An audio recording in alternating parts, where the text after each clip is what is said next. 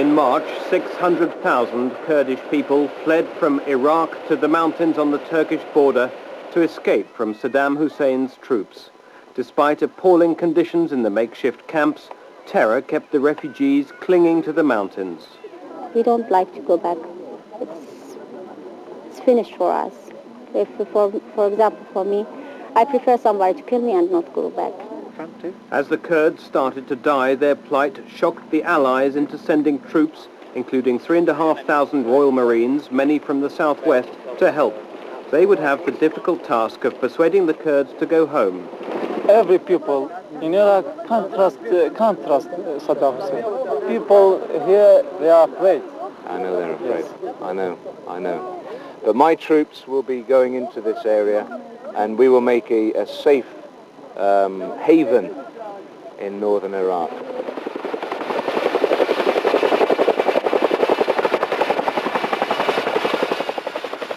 Operation Safe Haven would involve one group of Marines moving east into the high mountains along Iraq's border with Turkey to give immediate help to the refugees.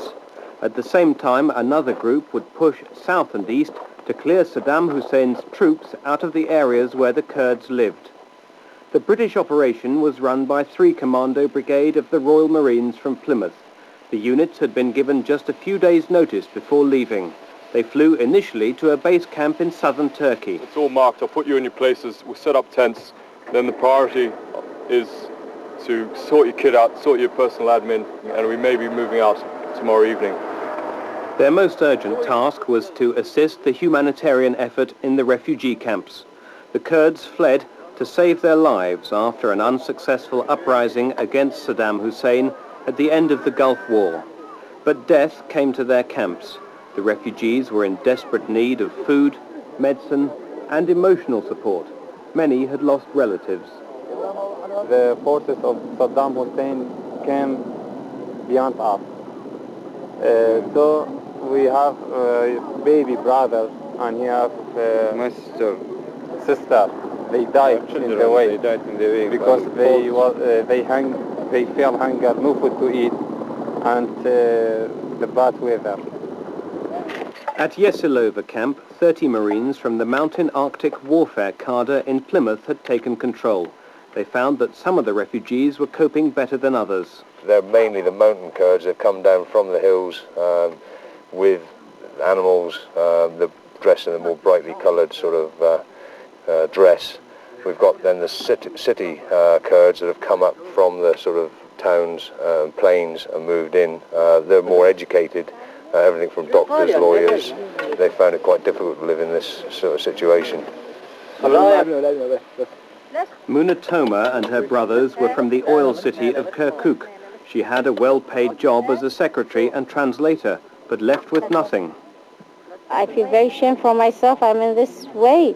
I'm very dirty and not clean, and it's not only food that we need. We need a future. We are human, same as everybody. We are looking for a future. We need to live because we didn't live like this life in the tent and with this dirty and no hot water and like these things. Bed, it's not life here. Same like animals, yeah. But all the Marines could give was practical help. Food was the first problem. Before the cadre arrived, there was chaos. Some refugees were forced to buy rations that had been donated free.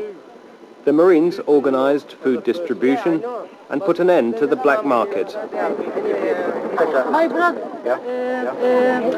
To make sure that no one went hungry, the Marines devised a voucher system for giving out food to each family.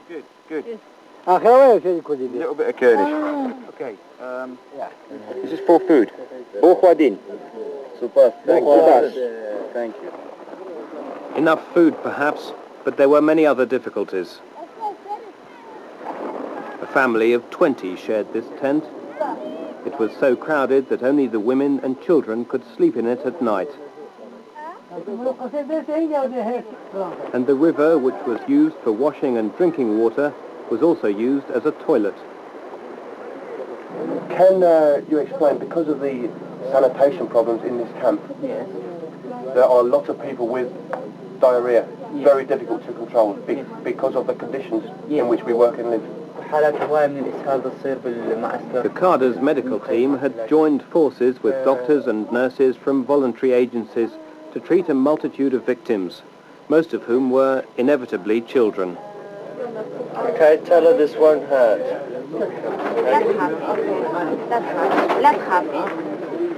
Children are suffering, babies are suffering, they're undernourished. Getting food to them is a priority to us. It is a culture shock, to see them. We have arrived here fit and healthy, and you're confronted with a whole mass of people who are, to say the least, unwashed, unclean, and underfed. And of course, they've had the shock themselves of being kicked out of their own homes and being bombed and forced out into the mountains, and finding somewhere where they can feel protected. Every evening, Captain Pat Parsons, the Kurdis commanding officer, discussed with his team the best way to help the refugees. Okay, so the message there is keep communicating with these people, and obviously they appreciate it, you can see that, and they're crying out for help. At night, some of the Kurds tried to put their troubles behind them. The comforting presence of the Allies enabled them to forget their fears for a while. For the Marines, it was a chance to persuade the refugees they could now go back to Iraq. What about the refugee camps in Zaku now? You know Zaku? Yeah, no, yes. But then if you don't go to Zaku or Shandali, then where? Europe, America, Australia. You must go to one, to the Red Cross or somewhere that can help you. You can't stay here forever. An alternative was being prepared across the border outside the Iraqi town of Zaku, a camp to be run by the United Nations within the safe haven. The camp would have basic but adequate sanitation, and importantly, Kurdish people were helping to build it. He can get out now. He digs like a sapper, this man, sir. Right, you get 4 men. Right, you get 4 men. 4 men on each side, same as before. He's had a hard day, if you don't mind. That's it, good. 250 Kurdish men had left their mountain sanctuaries to help set up the camp. Designed and built largely by Plymouth-based 5-9 Commando Royal Engineers, the camp quickly took shape under their instruction. Okay, check on. Is that square? Right, get the old nails in. Let's go. Whoa. Check. Stop. Language was a problem, but some of the engineers were learning Kurdish. What about thank you? Thank you, Mamnoon. Mamnoon. Mamnoon. Mamnoon. Mamnoon. Mamnoon. Respected elders from the Kurdish communities were brought to the camp in the hope that they would then spread the word that it was safe. They'll go back up into the mountains tomorrow, hopefully, and they'll say to their people, well, this isn't such a bad place to live, and it's far better than we've got at the moment. So they'll come down, they'll stay here for a short amount of time until they feel safe in Iraq, which is their homeland. I mean, I suppose at the end of the day, these people want to go home. They come home to their own country, and then when they feel safe here, hopefully the idea is that they'll move off. So these camps are really only just a staging post. Do they want to come down? Yeah, they want to come, but they need security after the withdrawal of Iraqi forces from Kurdistan. Do you feel secure here? At this moment, for me, I feel security, but we need more and more for our families. The constant military presence on the streets of Zaku and around the camp an overt show of strength were part of the strategy to expel Iraqi forces and reassure the Kurds. Companies from the Royal Marines have been patrolling jointly with the Americans, foot patrols and vehicle patrols, trying to reassure the Kurds that there is a presence here and that they are safe to come down from the mountains. Any so-called Iraqi police here? There were, up until last night, still some Iraqi police in the town, but they were told to leave. And the Iraqis continued to leave as Royal Marines from 4-5 Commando led the military thrust south and east. They were creating the safe haven, deep inside Iraqi territory, expelling Saddam Hussein's forces so they could no longer menace and persecute the Kurds. This is not an invasion. This is a humanitarian mission to provide a safe haven for the Kurdish refugees. If it's not an invasion, it looks a bit like an occupation. Well, it probably does, and I hope the Kurds will, whether they'll think it's an occupation or not, I just hope that it'll give them a sense of security, and that's what it's all about. For added security, an airbase some 60 kilometers into Iraq was taken over. It provided a new forward HQ. The Marines were tightening their grip on the area. They walked in unchallenged, but wisely checked with Kurdish guerrillas that Iraqi troops had gone. Any Iraqis? Iraqi soldiers, no? Iraqi? John Dean. John D? No? John D. No, Iraqi. All gone. Good. But just a few kilometers away, at Saddam Hussein's summer palace, Marines were face to face with Iraqi soldiers. Some of them members of the elite Republican Guard. The Marines had the delicate job of persuading them to leave this highly sensitive site which they'd been ordered to defend. Well, we were the first troops in yesterday, and when the Colonel stopped us, we exchanged pleasantries. He then told us that his mission was to defend the palace. He said this place, meaning the palace, up until the last drop of blood. It made for uneasy times for the men at the front and those controlling the operation at the nearby headquarters. I do feel slightly under pressure for the simple reason that we know that they are armed, or the opposition, if you like to call it, is armed, yeah, and we're armed also, and some slight accident could spark something off, and it's going to cause heads of governments a lot of headaches. And a few days later, those fears were realized at the Summer Palace, where a gun battle broke out. 2 Iraqi soldiers, allowed to remain at the palace, repeatedly shot at Royal Marines. They eventually retaliated, injuring, possibly killing the Iraqis. But so far, it's been the only defiance the Marines have encountered. My men have found the Iraqis that they've met and spoken to, generally speaking, to be friendly, polite, dispirited, disinterested, and unimpressive. One reason Iraqi troops may have been dispirited was the presence of the Peshmerga, a guerrilla group heavily armed who've been fighting for an independent Kurdistan for 30 years. The Peshmerga appointed themselves as an unofficial police force, here checking cars for Iraqi soldiers who hadn't left the safe haven. The guerrillas saw the Allies' presence as their best chance yet to win the independent Kurdish state they believe is rightfully theirs. This is my garden, my people's garden. We need countries. After the Allies' arrival, the Peshmerga had taken control of many of the deserted villages in northern Iraq. It was vital the Marines gained their trust.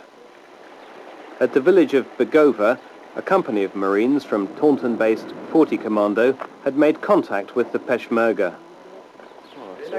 The guerrillas proudly displayed the heavy weapons they'd captured from the Iraqis during their rebellion at the end of the war. Sorry? Yes, for this. When did they capture it? No. You don't know.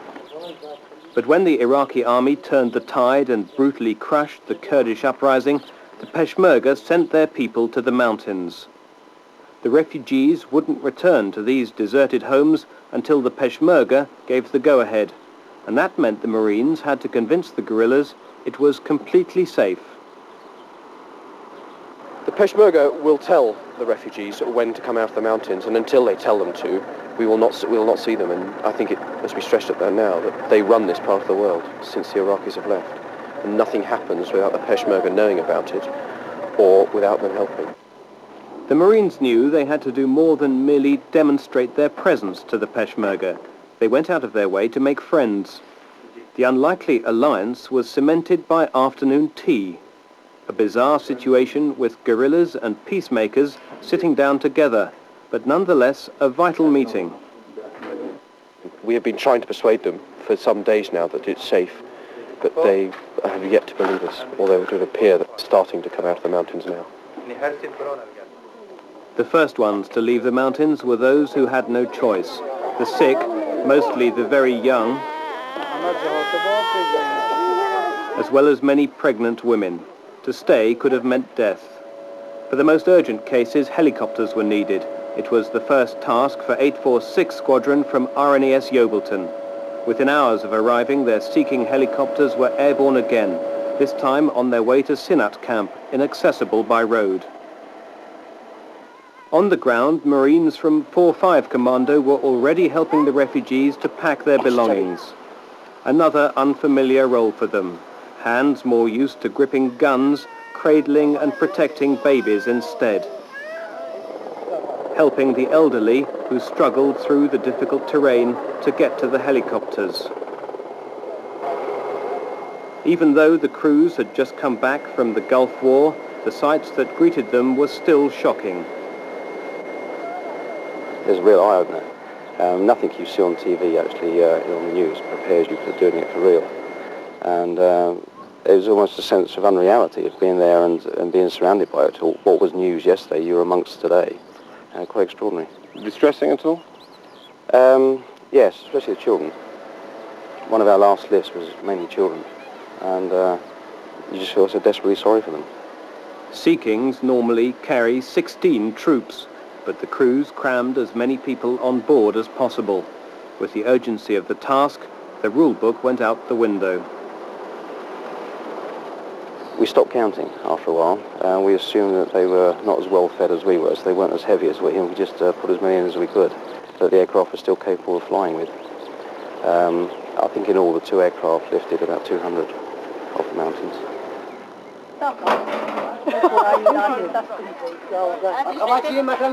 As the word spread that it was safe to come down, the trickle of refugees willing to return to Iraq became a steady flow. The Commando Logistics Regiment from Plymouth laid on transport to bring hundreds of Kurds down from one of the more accessible camps. They were going back to Zaku, the first town to be freed from Iraqi control. For many of the refugees, it was the first sight of their homeland for up to 5 months, and more appeared to want to return. Yesterday they were a little bit dubious about coming down, and we really had to coax them into coming down. But this morning we had to be very careful that they weren't overloading the vehicles. They were trying to stow away all over the place. But yes, they're very pleased to be going home at long last.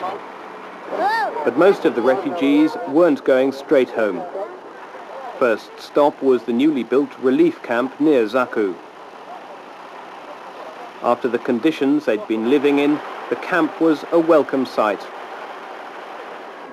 Some were just passing through, recuperating briefly before going on to their nearby homes.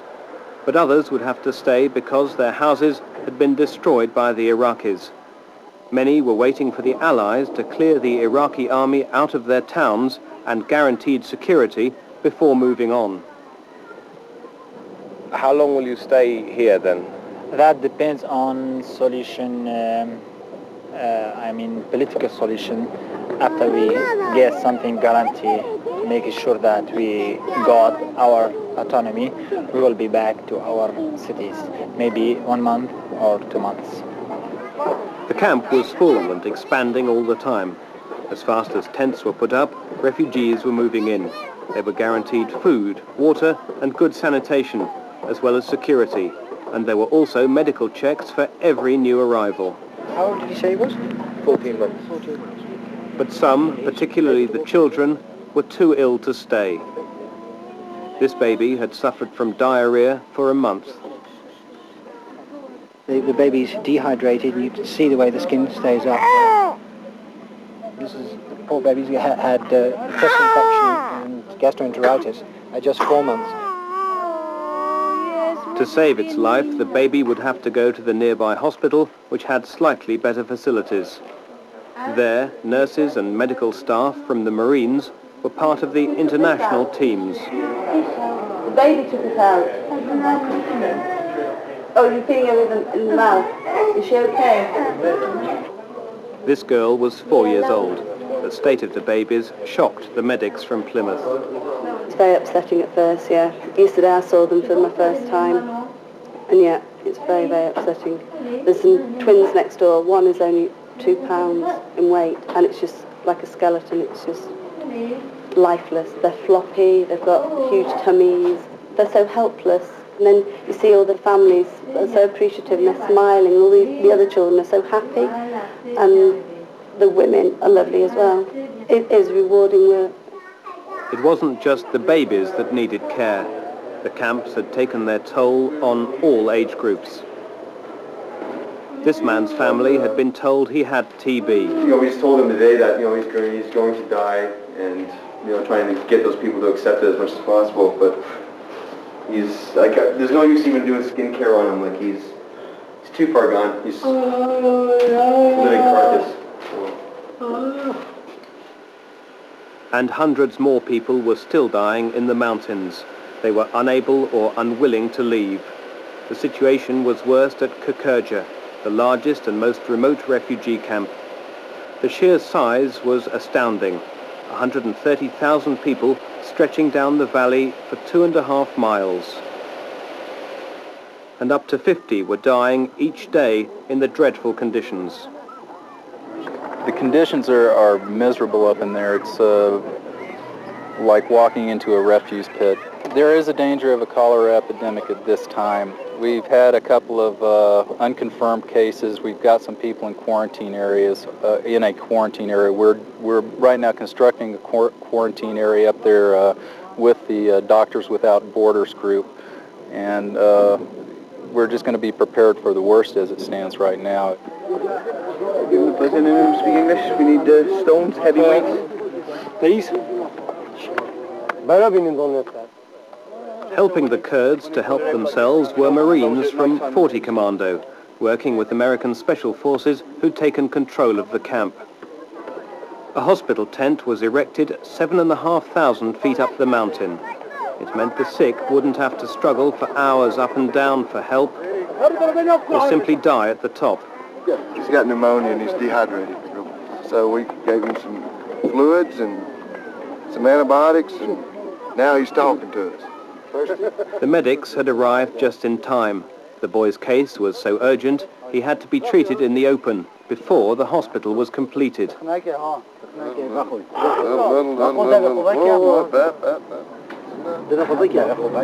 Food was no longer the greatest problem. Tons of supplies were arriving daily. Army rations had relieved the immediate famine, and basic provisions were getting through, enabling the refugees to cook for themselves. But with so many people living on top of each other without proper sanitation, disease was the biggest fear.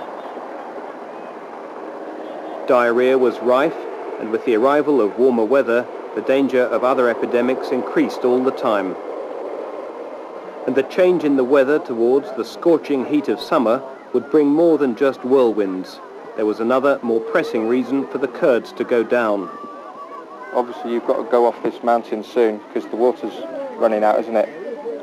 The snow up there on the mountains. Yeah. Yeah, that'll go soon, and your water will dry out. What I see. Water? Water? Yeah. Yes. That'll go soon. Yes. Yeah. So you're going to have to go off the mountain soon, yes? Yes. Yeah. But the Kurds have a saying that the mountains are their only friends, and the Marines have seen for themselves why they're so reluctant to leave. The Iraqis have really, ruined everything. All the towns on the side of the road have been sort of just razed to the ground. They've just been demolished, not blown or anything. They've just sort of been bulldozed. So they've not really got much of a home to go back to, a lot of them. I have my house in Bamani. Yeah. Is there. But now they crash. No house. I have no house. It's the whole town like that. They by TNT. By TNT. The Marines in the camps are not facing guns and twitchy Iraqi soldiers, but they are on the emotional front line. I go by helicopter. You don't want to go to Chandelier. It's bad camp. I told you. What? They're constantly called on for reassurance and bombarded with questions they can't answer. What about future? We don't know. Some people from Kirkuk. How about them? Okay, I am a soldier. I'm not a politician. I can only tell you what I know. I understand what you're saying. You want to have a normal life. That's what I mean. You want to have a normal, civilized life. like everybody else. We can't believe Saddam's promise. Yeah. Only. I know. Saddam has made many promises, but he never will keep them. Yeah. And that conviction haunts many Kurds. Although their leaders negotiating now with the Iraqi government for autonomy seem to be making progress, there is deep resistance among the refugees to going back. I want to live in any country. Some people... Except Iraq. Except Iraq. We want to live. I want to live. Because we know what happens if there is no protection. Is if you haven't protection, nobody protection us, we know what they do with us. Still so fearful about the future, it's not surprising that some of the refugees want to cling on to the men who've given them the safety and compassion they haven't experienced for years. They're afraid about what will happen when the Marines go, as they must. We don't want them to leave us here. We don't want, because I think we will die here, for sure. We want to go with the Marines or with the British Army. When they go, we want to go. But senior officers say the bonds that have developed between the Marines and the Kurds must not become too strong. A lot of the men are identifying, quite understandably, with their cause. What we must avoid, and what I have been at pains to point out to my people we must avoid, is becoming indispensable to the Kurds. And so we must go out of our way to help them to help themselves, rather than to spoon-feed them and to do it for them. I certainly don't intend to take up permanent residence in North Iraq with my brigade. And as I've explained, we're here to create a safe haven, and it'll be for others to judge when the haven is large enough and safe enough, the Kurds and others. And when we've done that, we will retire gracefully. It's still not clear how the safe haven will work or be policed, but it's certain the Southwest's forces will have an important role to play for some months yet. They'll go on providing security, possibly extending the safe zone. And they'll go on helping hundreds of thousands of refugees who are still in the mountains. It's a task that will undoubtedly take its toll on even the strongest Marine. There's a new expression which I'd never heard before, but I hear quite a lot since I've been here, called compassion fatigue.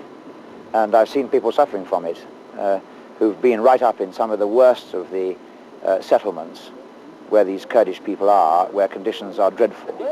And I think there's a quality in Marines which is not generally appreciated, and that is compassion.